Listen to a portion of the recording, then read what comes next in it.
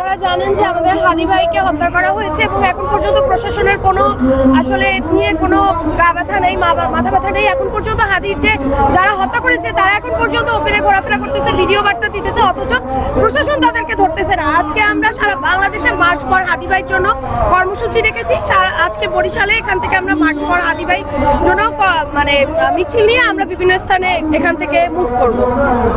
সহযোদ্ধা আমাদের হাদি ভাই আজকে শহীদ হয়েছেন, প্রায় 19 থেকে 20 দিন চলে যাইতেছে, কিন্তু আমরা দেখতেছি বিভিন্ন উপদেষ্টা বিভিন্ন সময় আমাদেরকে আশ্বাস দিচ্ছেন, কিন্তু আজকে এই হাদি হত্যার কোনো বিচার হইতেছে না।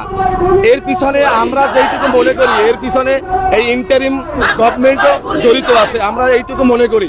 আমরা যতদিন পর্যন্ত এই বরিশালের হাদি ভাই, আমাদের এই বরিশালেরই জন্ম তার, এই হাদি ভাই যতদিন পর্যন্ত বিচার না হবে এবং এই খুনির যতদিন পর্যন্ত বিচার না হবে ততদিন পর্যন্ত এই ছাত্র জনতা এই মাঠে থাকবে এবং বিচার আদায় করেই আমরা ঘরে ফিরবো।